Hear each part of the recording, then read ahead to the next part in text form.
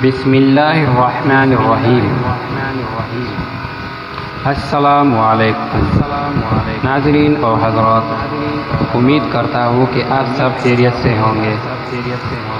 آج ہم نے حضرت خضر علیہ السلام کا واقعہ بیان کریں گے۔ اس سے پہلے اگر آپ نے ہمارا یوٹیوب چینل سبسکرائب نہیں کیا ہے تو یوٹیوب چینل سبسکرائب کریں اور بیل آئیکن دبائیں تاکہ آنے والی ویڈیوز آپ تک بر وقت پہنچ سکے۔ یہ واقعہ حضرت خضر علیہ السلام کا ہے۔ ایک مرتبہ حضرت خضر علیہ السلام دریا کے کنارے بیٹھے تھے۔ اتنے میں کسی سائل نے آ کر ان سے سوال کیا کہ میں آپ سے اللہ کے واسطے سوال کرتا ہوں، مجھے عنایت فرمائیے۔ یہ سن کر حضرت خضر علیہ السلام پر بے ہوشی طاری ہو گئی۔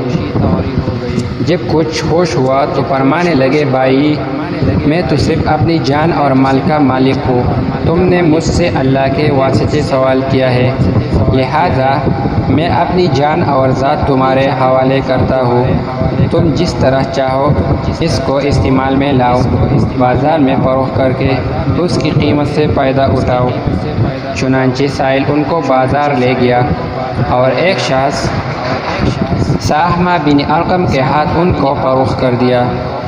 یہ خریدار ان کو اپنے گھر لے گیا جس کی پشت پر اس کا ایک باغ تھا۔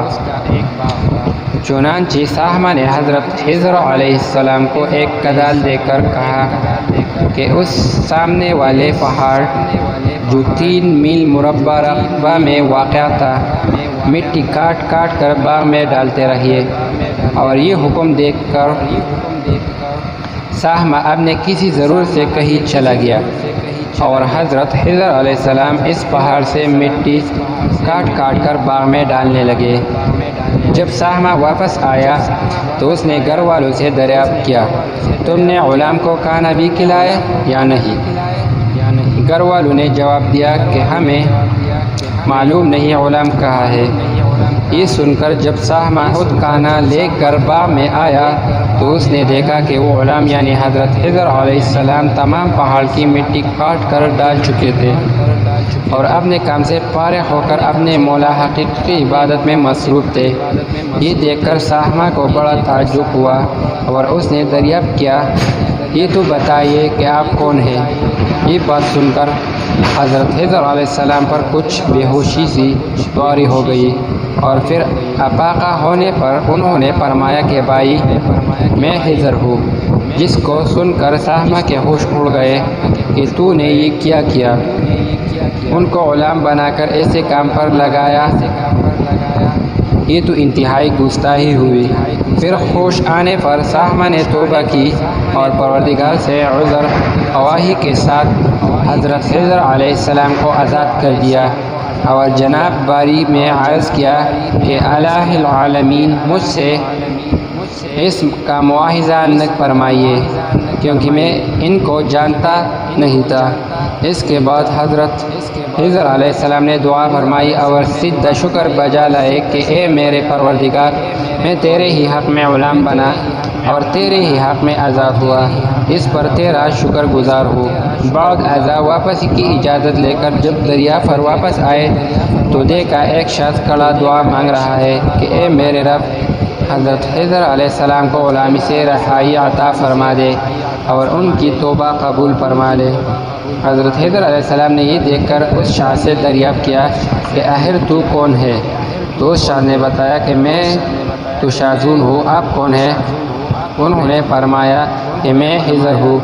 اس کے بعد شاذون نے کہا، اے خضر، تم نے اپنے لیے رہنے کا مکان بنا کر دنیا طلب کی ہے، کیونکہ حضرت خضر علیہ السلام کا دریا کے کنارے پر ایک عبادت خانہ تھا۔ بس یہ سن کر وہ فوراً میدان میں نکل آئے اور وہی اللہ کی عبادت میں مصروف ہو گئے۔ اس کے بعد حضرت خضر علیہ السلام نے اسی جگہ ایک درخت لگایا اور اس کے سائے میں عبادت شروع کی تو آواز آئی، اے خضر، جب تم نے درخت کے سائے میں سجدہ کیا تو تم نے دنیا کو آخرت پر ترجیح دی۔ مجھے اپنے عزت اور جلال کی قسم ہے، مجھے دنیا کی محبت میں رضامندی نہیں ہے، اس کے بعد حضرت خضر علیہ السلام نے شاذون فرشتہ سے کہا، اے شاذون، دعا کرو کہ اللہ تعالیٰ میری توبہ قبول فرمائے۔ چنانچہ شاذون نے دعا کی اور اللہ تعالیٰ نے شاذون کی برکت سے حضرت خضر علیہ السلام کی توبہ قبول فرمائی۔ بحوالہ از حکایتوں کا گلدستہ، بحوالہ قلیوبی حاصل۔ اس سے ہمیں کیا حاصل ہوا ہے؟ اس واقعے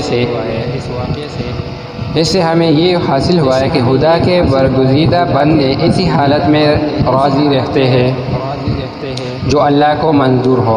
بے شک ہماری فلاح بھی اسی میں ہے کہ زندگی کے ہر موڑ پر آنے والی ہر پیچ و ہم میں ہم راضی برضا رہے، اللہ تعالیٰ کی چاہت کو سامنے رکھ کر زندگی گزارے۔